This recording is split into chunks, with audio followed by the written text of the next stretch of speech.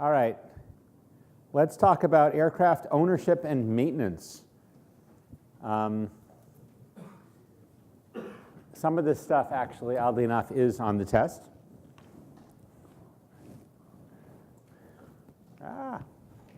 Whoops. Okay, so what does it cost to own an airplane? Most people say, I can't afford that, but then you see them buy a brand new car or renovate their kitchen for $200,000. So I don't know what their excuse is. It's actually not expensive to own a 4-seat airplane. There's so many out there.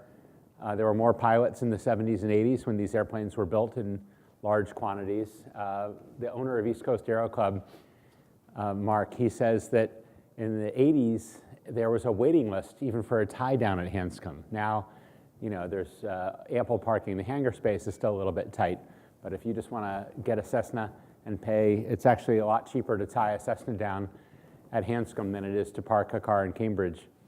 And there's plenty of room. You know, he said every firefighter, every teacher used to have a family airplane. So the airplanes are relatively inexpensive to buy, $20,000, $30,000 for something that's airworthy for VFR use, for basic VFR use. And you can see the prices here.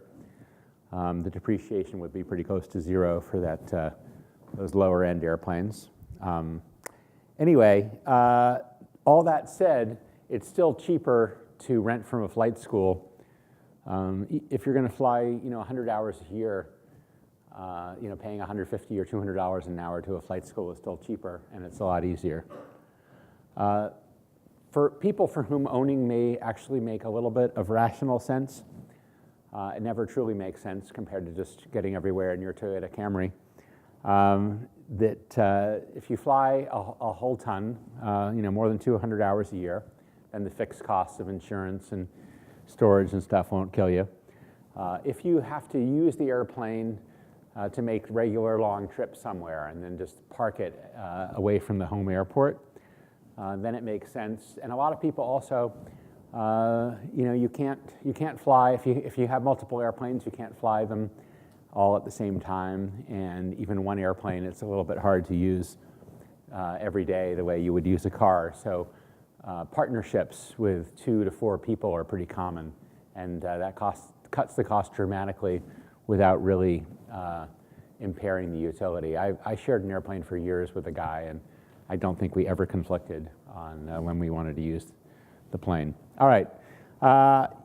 This is some stuff that you want to know a little bit. If you're an owner, it's really critical. And if you're a renter, some of the stuff is still relevant. So the owner or operator, if you think about a leaseback airplane to the flight school, the leaseback owner is you know, an individual perhaps, and the flight school becomes the operator.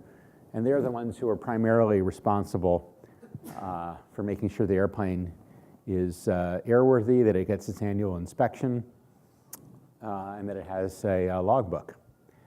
However, the pilot is also responsible, and you know, if the pilot knows that something is inoperative and it's not required, then it's still legal to fly the airplane in a lot of circumstances, as long as that piece of equipment is placarded in op, and you know, maybe the breaker is pulled, for example, on a GPS unit that's not working. And after maintenance, then a private pilot with no passengers can make an entry in the logbook saying that the test flight was done. The core inspection is every 12 months. For a privately owned airplane, it has to have an annual inspection. Typically, it won't fly a whole lot more than 100 hours during that year if it's just one person flying it. But the 100-hour requirement only becomes necessary when the airplane is operated commercially, like at a flight school.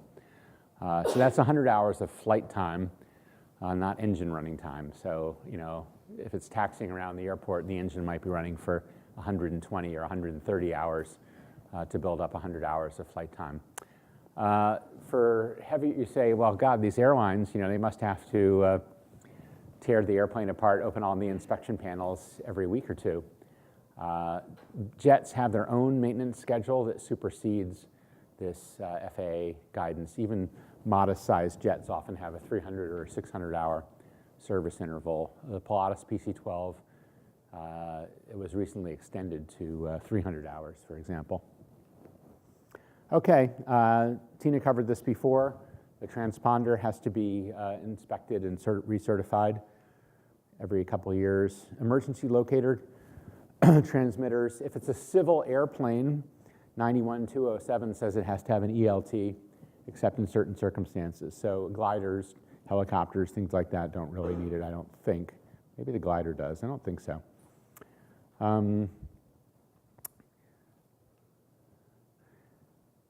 So the FAA's, really wants to ensure that every aircraft that's flying around in the US has a comprehensive logbook going back to the birth of the aircraft, the birth of the propeller, and the birth of the engine.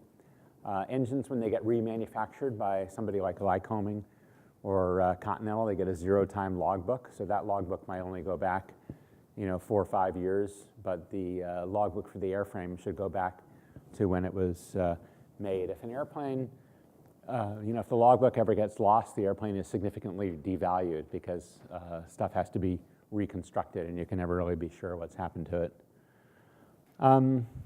Okay, there are airworthiness directives that legally have to be applied to aircraft. If the manufacturer issues a service bulletin, you don't have to do that, especially if you're not operating the airplane, commercially, like as an airline or charter. But airworthiness directives are mandatory. So let's see if I can think of an example. I think there were some Cessna seats that were sliding back. So people were trying to fly their Cessna and the seat wasn't really locked into position. So that's the kind of thing where an airworthiness directive would be negotiated between Cessna and the FAA, and it would be issued, and they might say, within the next 10 flight hours, you have to go and get new seat rails for your Cessna to make sure that it doesn't slide back inadvertently. If there's a plane, if there's something really serious, they may issue an emergency airworthiness directive and say everything's grounded until you apply this fix or change. Here's just an example, actually. What did we find here? This was for Cirrus's.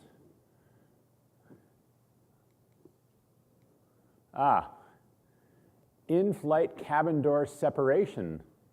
That's not good. One was total separation and one was retained by the door strut.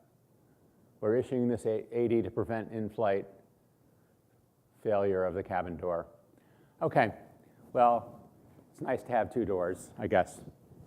That's the takeaway from this one. I don't know what they said that you have to do. Yeah, threads, sleeves, blah, blah, blah. Oh, but it says within 50 hours, see that? Within the next 50 hours, time in service. So they don't consider that an emergency. And actually, yeah, if you ever do take off, airplane, don't slam an aircraft door. They tend to be fragile. The latches, various techniques have been tried over the years by various manufacturers. None of them are as foolproof as car doors because they don't have the weight budget that a car has. So if a door does pop open in flight, it's actually not hazardous as long as you're not so startled that you do something crazy on takeoff. They'll usually pop open just as you're climbing out, and you're like, whoa, what's that noise? Anyway, just remember, as Tina said, keep flying the airplane and don't over-focus on something that's not related to the aircraft attitude and power. Okay, Part 43 is mostly stuff that certified A&P mechanics need to know. These are, it's illegal actually this is one reason why owning an airplane is better than owning a boat. It's illegal for you to work on your own airplane, more or less. So you have to have an FAA certified mechanic do it. You can't spend every weekend monkeying with your airplane. There are a handful of things that pilots are allowed to do. You can replace a tire, you can add oil, you can, there's an enumerated list, 31 items. A lot of those are kind of more, you can change the spark plug. A lot of them are more related to bush pilots. If you're up in Alaska or northern Minnesota or out in the middle of Maine, and you want to change something, you know, instead of being stuck, you can carry a spark plug and a wrench and get yourself back to the hangar. But it's unconventional for people with certified airplanes to do much in the way of maintenance. One exception is owner-assisted annuals. Some people who are very mechanically inclined like to work with an A&P and help out. So, yeah, if you do this stuff, you have to sign it off by making a logbook entry with your certificate number and what kind of certificate. So you can't, you know, if you change the oil, you still have to log it even though you're not a mechanic. You just say, I'm a pilot, and here's my pilot certificate number. All right, if that's too much work, and you still really just want to own an airplane because you want to say that I own an airplane, you can buy an airplane, and then if you're not going to fly it 200 hours a year or more, you can lease it to a flight school and let the flight school be responsible for the maintenance. A lot of people do this to take advantage of depreciation. Let's say they're a medical doctor. They start a side business working with a flight school, and they're now in the aircraft rental business, and they take a 100% deduction for their airplane. It hasn't really been completely tested by the IRS. Leasing is supposed to be a passive loss, and you're not supposed to offset it against active income. So people come up with various gimmicks where the flight school is marketing their aircraft for rental to other people. Anyway, they're taking a $700,000 or $800,000 write-off in 1 year against their $1 million income as a physician, and now they have a free airplane, and that's why you can go to the flight school and rent one of these beautiful new airplanes for $350 an hour. It sounds like a lot, but take advantage of it because they're basically giving you the airplane for free. Okay, what if that's not enough work? We'll go to Oshkosh in July. I'll be there, and we can go check out all the kit airplanes, and you can meet people who say they've spent 13 years building their airplane, and now they're finally flying it. So in theory, the airplane has to be built by this, well, the intent was some person who was then going to fly it had to build half of it. But, you know, LLCs are also people as far as the regulations are concerned. So basically the LLC becomes the builder of record, and the LLC is formed between somebody who, you know, actually knows what he or she is doing and the pilot who just wants to fly the cool experimental airplane. And then when the builder's finished, the pilot buys out the builder. There are a lot of limitations on experimentals. Oh yeah, another technique is the factory assist build. So to show that people have done a lot of work, they'll go down to the factory and they'll change their clothing every 2 hours, and they'll have all these pictures of themselves doing various work on the aircraft, and then they can show that to the FAA and say, look, I was putting on the wings, I was doing this, I was doing that. All right, you can't use the aircraft commercially, and if your passenger gets into the airplane, you know, right in front of the passenger will be this scary-looking sign that says this is experimental, doesn't meet FAA standards. So the passenger is warned that there's a lot more risk than flying a Cessna. So you might say, well, you know, why is it riskier than a Cessna or a Cirrus? And I talked to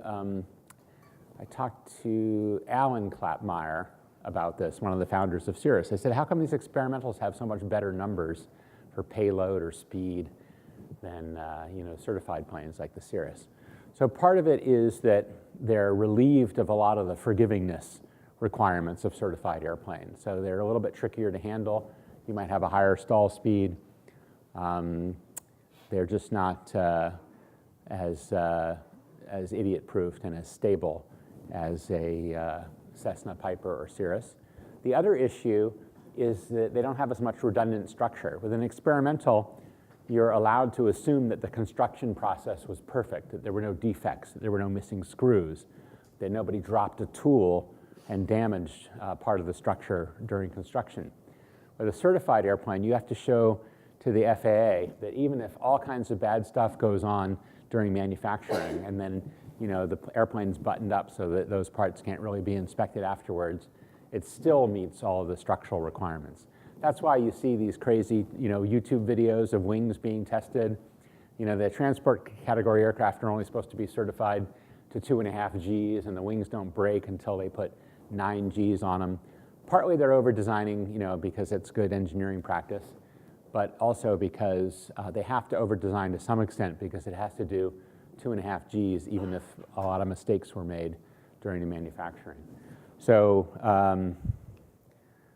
so experimentals, there's not really a free lunch. It's not like they're better than a Cessna or a Piper. They're subject to kind of different rules, and the one element where they are arguably better is that with composites, you're allowed to, it becomes practical to make arbitrary shapes. If you're fabricating sheet metal, there's a limit to how exotic you can get at a reasonable price, whereas planes like the Cirrus and then some of these experimentals, you can have a nice smooth skin and you can make any shape you want. It's closer to an ideal airfoil. But otherwise, there's no free lunch. If it has better payload, that's because they took out all the redundant structure that makes the certified airplane a little safer. All right, renter pilots are still responsible to some extent for this stuff. You got to make sure the aircraft is airworthy. You can't pin it all on the flight school. If you see something hanging loose or there's no oil in it, then it's your responsibility to call the mechanic over to resecure the panel or put some oil in. You want to make sure that the airplane has airworthiness certificate. The registration used to last forever. Now it expires every 3 years. So I guess if you're at a brand new flight school and you don't know everybody there, it's worth at least paying some attention to the registration. The AFM, POH, or owner's manual, if you want to be colloquial about it, that has to be on board the aircraft. Usually the weight and balance is not a separate thing. It's just inside the POH.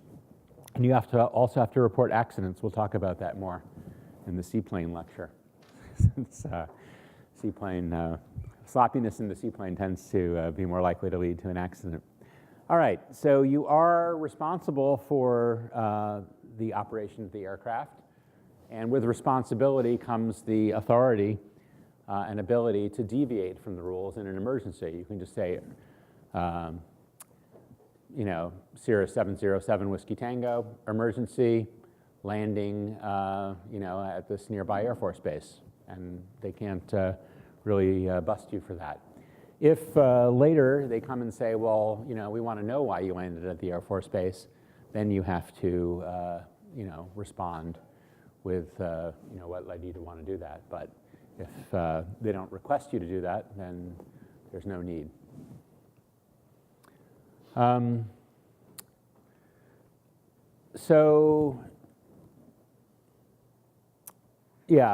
Basically you can just read the slide, but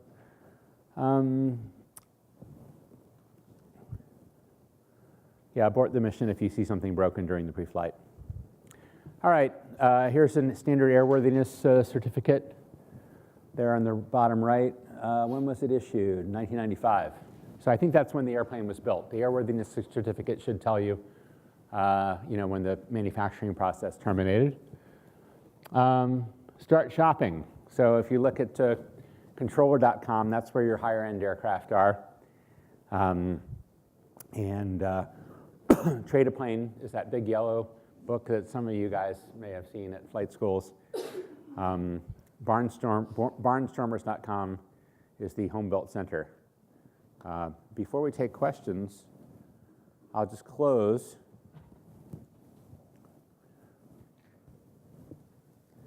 by telling you all that's fine, but it's not really rational. Having done one aileron roll and one loop in my life, do I need a game bird? No. But it's only 400 grand, and I want a game bird. And wouldn't it be cool to arrive in a game bird? Look at that luggage space. You could put in probably 3 packs of crush-proof cigarettes, and a spare pair of socks like Charles Lindbergh used to travel with. So anyway, yeah, that ownership stuff, it's never a rational decision to buy an aircraft, but unless you're planning on dying rich, why not? Actually, Jet Aviva has this thing. They say their whole tagline for this airplane brokerage is, life is short, fly a jet. Does anyone have any exciting questions about maintenance and your responsibilities as a pilot?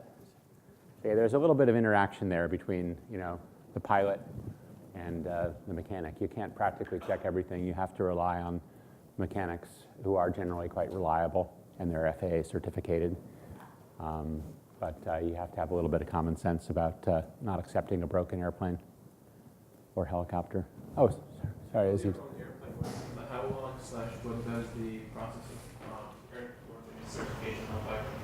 If you build your own airplane? My friend Christian can answer that. There may be a YouTube video, but anyway, I think the FAA is supposed to inspect at 1 or 2 points during the construction. I'm not 100% sure about that, but I think that they may come in. More importantly, there's like 40 hours of flight testing that has to be done, and you can't go over populated areas during that flight testing, and you get cut loose, I think, after 40 or 50 hours in the experimental world. That's never been attractive to me. I mean, if you talk to the people who do experimentals, they're really passionate about building and tinkering. They actually have very few hours of flight time accumulated. And that becomes a problem because their pilot, even if they were a good pilot when they started, after spending 13 years in a garage building, their pilot skills are pretty rusty. I would also recommend that you ask Sebastian. So if you guys remember, Sebastian came yesterday afternoon from the Flying Club, and he was discussing how they're getting that plane refurbished. He had a picture with the wing not attached, and now the wing is attached. So I believe that he's going through that airworthiness process right now. So definitely recommend you talk to Sebastian. And then the other thing I would just add to aircraft ownership in general is that there are also a lot of opportunities where there are basically you can become part of a group that partially owns an airplane. So there's a bunch of clubs around here where, for example, there are 3 planes that are owned by 60 people, and so you kind of timeshare those planes. And a number of the other instructors of this course have done that. So you might have heard Luke or Marissa talk about that, and so they have some planes, for example, in Beverly where there are 3 planes and a bunch of people own it, and so you can timeshare the plane, and they have to be very mindful about these types of maintenance aspects as well. So it's kind of an in-between cost of renting versus owning your own airplane by yourself.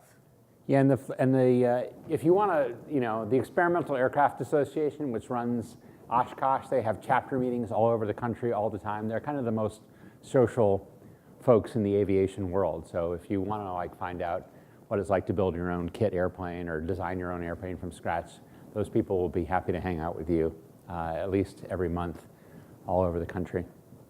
EAA.